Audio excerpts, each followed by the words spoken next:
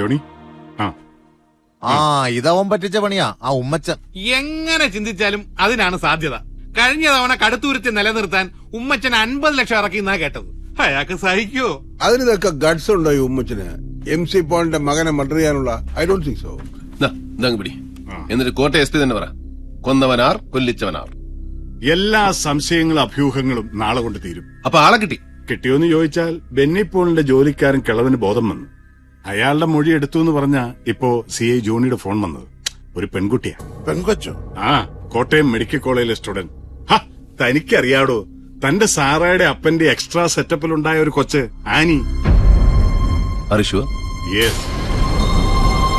അതിനെ പിടിച്ചോ? ഇല്ല, അവള് കൊല്ലാൻ ഉപയോഗിച്ച കത്തി അവിടുന്ന് കിട്ടിയിട്ടുണ്ട്. ബെന്നി പോളിന്റെ രക്തത്തിന്റെ സ്റ്റെയിനുള്ള കത്തി. തെളിവായിട്ട് അത് കൂടുതലൊന്നും ആവശ്യമില്ലല്ലോ. ഒരു മിനിറ്റ്. എന്നാലും ആ കൊച്ചി എന്നാ പണിയാ കാണിച്ചെന്നേ. അവക്ക് ഈ ചെറുക്കനുമായിട്ടെന്നാ? ഇല്ല സാർ, ഞാൻ തന്നെ പോകും സാർ. അറസ്റ്റ് നടന്നോണ്ട സാറായി വിളിച്ചൊന്ന് പറഞ്ഞേക്കാന്ന് വെച്ചു. നീങ്ങി. അതെ, കൊച്ചിരിക്കുന്ന സ്ഥലം അറിഞ്ഞു. ആ കോടാലിയച്ചനില്ലേ, സഭയിൽ നിന്ന് പുറത്താക്കിയ റിബൽ ഫാദർ പുലിക്കോട്ടിൽ. ആ പുലി തന്നെ, പുലിയച്ചൻ. പട്ടയഭൂമി മിച്ചഭൂമി എന്നൊക്കെ പറഞ്ഞ് അയാൾ ഗവൺമെന്റിനെതിരെ ചില്ലറ പൊല്ലാപ്പല്ല ഉണ്ടാക്കുന്നത്. അവിടെ കയറി ആ പെങ്കൊച്ചിനെ ഒന്ന് പൊക്കിയാൽ കൊലപാതക കേസിലെ പ്രതിയെ പ്രൊട്ടക്ട് ചെയ്തു എന്ന് പറഞ്ഞ് അച്ഛനെ ഒന്ന് നാറ്റിക്കാം. അറസ്റ്റ് എന്നാ വൈകുന്നേ? അച്ഛൻ അവിടെ ലോക്കൽ സപ്പോർട്ട് ഭയങ്കര ആടാവി. സ്ഥലത്തിന്റെ സെൻസിറ്റിവിറ്റി കണക്കിലെടുത്ത് ചില പ്രിക്കോഷൻസ് എടുക്കണം. നാളെ ഉച്ചയോടുകൂടി അറസ്റ്റ് നടക്കും. എന്റെ പൊന്നു മോനെ DK, ഡിപ്പാർട്ട്മെന്റ് രഹസ്യ, വെളിയിൽ പോലെ. അതെന്നാണ് അണ്ണൻ അങ്ങനെ പറയുന്നത്? അണ്ണൻ ഡിപ്പാർട്ട്മെന്റ്, എന്റെ കൂടെ ഡിപ്പാർട്ട്മെന്റ്. ഒരു 2 എണ്ണം ഇടട്ടെ.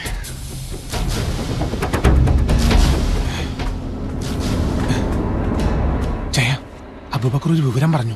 ആനി വെളുപ്പിന് ഇവിടെ കുട്ടിക്കാനത്തിന്. ഇപ്പൊ ഞാൻ ഇവിടെ ഇറങ്ങിയ രാജഗോപാലൻ സംശയിക്കും.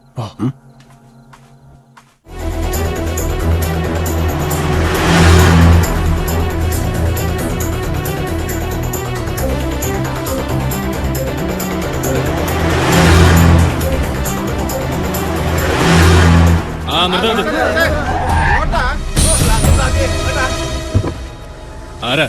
ദാവീദാന്ന് പറഞ്ഞാ മതി, അച്ഛനറിയാം.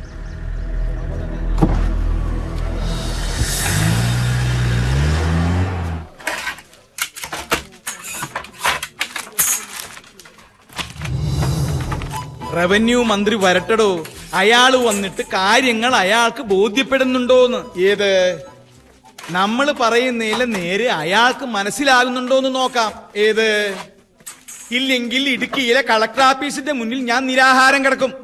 രാഷ്ട്രീയക്കാരന്റെ ചുമ്മാ തട്ടിപ്പ് നിരാഹാരമല്ല, അവിടെ കിടന്ന് ചാവാൻ തയ്യാറായി തന്നെ കിടക്കും. ഏത്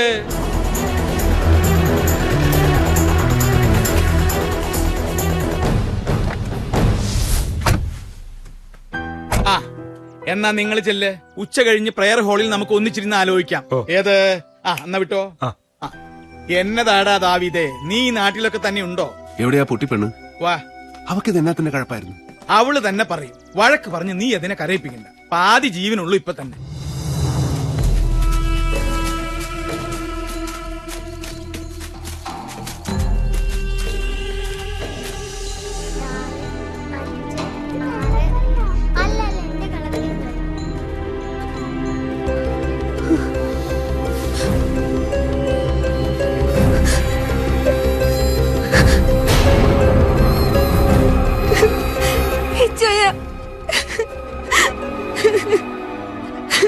എന്നാ പണിയാ മോളെ കാണിച്ചേ? കരയല്ലേ?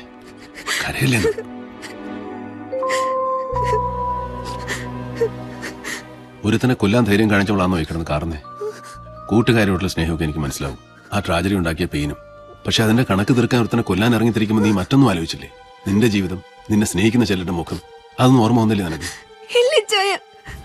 പ്രസ് മീറ്റ് വിളിച്ചു കൂട്ടി അവൻ അർച്ചനെ അറിയുകയല്ലെന്ന് പറഞ്ഞു കേട്ടപ്പോ നടന്ന സത്യം മുഴുവൻ നിഷേധിച്ച് നുണ തന്നെ ഉറക്കം വിളിച്ച് പറയുന്നത് കേട്ടിരുന്നപ്പോ ഞാൻ മറ്റൊന്നും ഓർത്തില്ല. കൊല്ലം തന്നെ തീരുമാനിച്ച ഞാൻ അവന്റെ ഗസ്റ്റ് ഹൗസിലേക്ക് പോയത്. അർച്ചനയുടെ കൂട്ടായിട്ട് ഞാൻ അവിടെ പലതവണ പോയിട്ടുണ്ടായിരുന്നു. പക്ഷെ എനിക്കതിന് കഴിഞ്ഞില്ല. ഇച്ചായ, അവനല്ല അവനെ കൊന്നത്.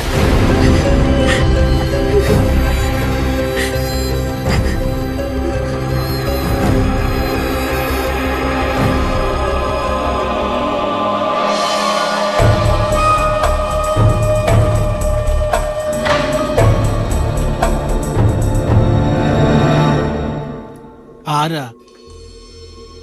ഓ കുഞ്ഞ് മുമ്പ് ഇവിടെ വന്നിട്ടില്ലല്ലോ. മെഡിക്കലില് പഠിക്കുന്ന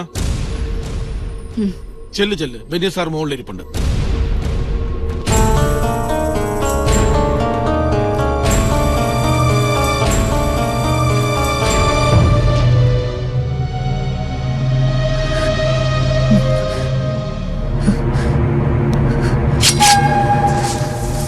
അച്ഛനെ നിനക്കറിയില്ല അല്ലടാ.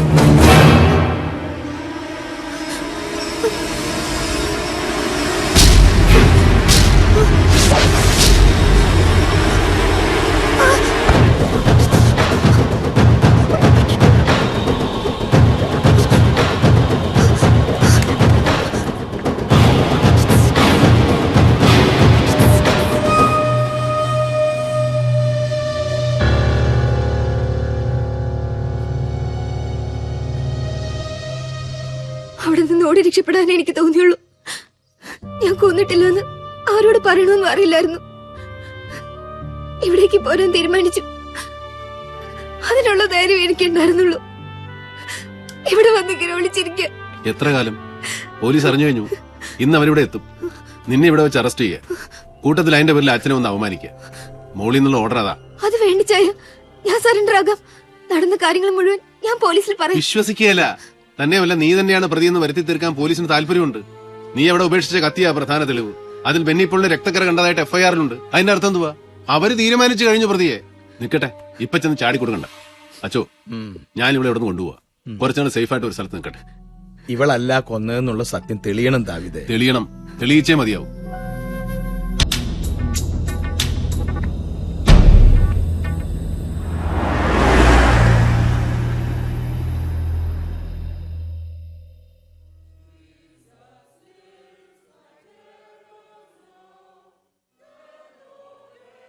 ഈ പെങ്കൊച്ചിനെ ഞാൻ എങ്ങാണ്ടോ കണ്ട് പരിചയമുണ്ടല്ലോ.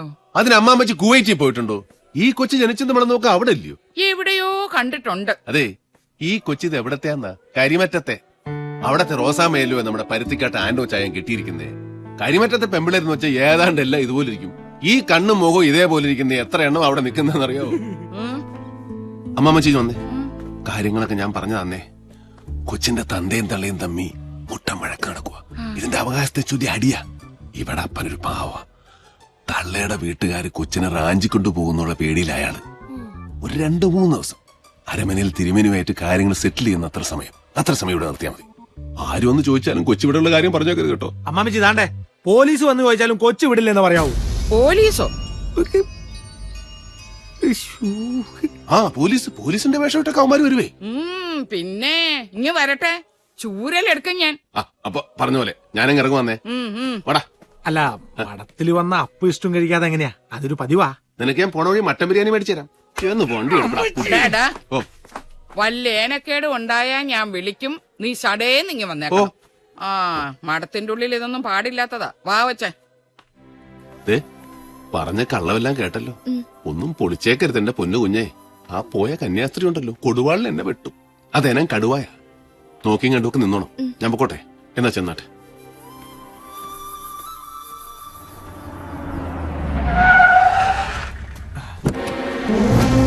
നമസ്കാരം സാർ.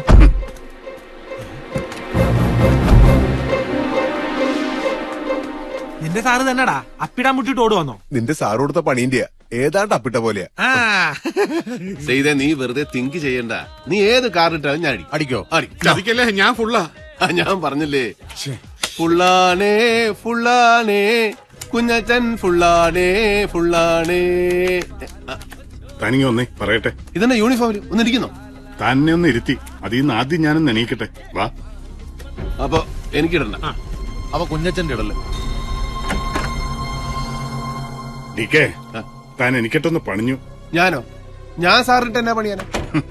പൊട്ടം കളിക്കല്ലേ. മേലാപ്പിലിരിക്കുന്ന സകല പുല്ലന്മാരുടെയും വായിക്കിടക്കുന്ന തെറി മുഴുവനും കേട്ടിട്ടാ ഞാൻ ഇങ്ങോട്ട് വരുന്നത്.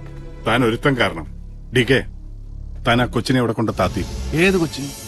ഇയാൾക്ക് തന്നെ പറ്റി? ഡീക്കേ, ആനിയുടെ കാര്യമാണ് ചോദിക്കുന്നതെന്ന് തനിക്ക് മനസ്സിലാകാൻ മേലാഞ്ഞിട്ടല്ല.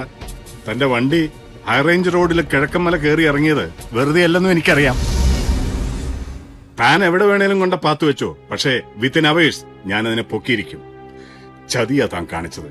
വിശ്വസ്തനായ കൂട്ടുകാരൻ അങ്ങനെ കണ്ടതിന്റെ പേരില തല പോയാലും വെളിയിൽ മിണ്ടാൻ പാടില്ലാത്തൊരു ഡിപ്പാർട്ട്മെന്റ് രഹസ്യം തന്നോട് മാത്രമായിട്ട് പറഞ്ഞത്. സുപ്പീരിയേഴ്സിന് മുമ്പ് ഞാൻ നാറിയെങ്കിലും ആ പെണ്ണെന്റെ കൈക്ക് വരും. കിട്ടുമ്പോ ചവിട്ടി അതിന്റെ നാവി ഞാൻ കലക്കുകയും ചെയ്യും. താൻ പറിക്കും, പഴം പറിക്കും. തന്റെ ഡിപ്പാർട്ട്മെന്റ് രഹസ്യം ചോർത്തിയെടുത്തിട്ട് ഞാൻ ട്രഷറി കൊള്ള ചെയ്തിട്ടൊന്നുമില്ല. ഒരു ക്രിമിനലിനെ രക്ഷപ്പെടുത്തിയിട്ടില്ല. ഷീ ഈസ് എ ക്രിമിനൽ, ഒരു കൊലപാതക കേസിലെ പ്രൈം അക്യൂസ്ഡ് എന്ന് താൻ പറയും, തന്റെ ഡിപ്പാർട്ട്മെന്റ് പറയും. എന്നിട്ട് അതിനുള്ള തെളിവുകൾ നിരത്തും. സത്യം അതല്ലെന്നുള്ള പൂർണ്ണ ബോധ്യത്തോടുകൂടി ഒരു പാവത്തിന് ഫ്രെയിം ചെയ്യുകയും ചെയ്യും. ചെയ്ത് ശീലമുള്ളവരാ താനും തന്റെ വർഗവും. ഇത് പക്ഷേ ഡേവിഡ് സത്യം അറിഞ്ഞുപോയി. ഇനി കേരള പോലീസ് എന്ന ഗോലിയാത്തിനോട് ഈ ദാവീദാ യുദ്ധം ചെയ്യാൻ പോകുന്നേ. കവണെ കല്ലുവെച്ച് നെറ്റിക്കടിക്കും. ബെന്നി പോളിന്റെ മുറിയിൽ നിന്ന് കണ്ടെടുത്ത കത്തി, അതായത് ആന എവിടെ കൊണ്ടുവന്നു എന്ന് പറയുന്ന കത്തി, അതിൽ ബെന്നി പോളിന്റെ രക്തക്കറ കണ്ടുവന്ന് FIR എഴുതി ചേർത്ത ആ തന്തയില്ലാ കഴിവേറുന്ന മോന്റെയും അവനെ കൊണ്ട് ആ മറ്റേ പണി ജയിച്ച ആ ഏമാന്റെയും, അവൻ ആരും ആയിക്കോട്ടെ, ചെന്ന് പറഞ്ഞേക്ക്. നിയമത്തിന്റെ കണ്ണാടിച്ചിലൂടെ സത്യം പുറത്തു വരുന്നതുവരെ അവൾ ഈ ഡേവിഡ് ജോണിന്റെ പ്രൊട്ടക്ഷനിലായിരിക്കും. ആ സംരക്ഷണ വലയം ഭേദിച്ച് അവളെ കൊണ്ടുപോവാൻ എന്റെ പൊന്നു രാജഗോപാല അതുകൊണ്ടേ ഇയാളതെ ഇച്ചിരി കൂടെ മൂക്കണം.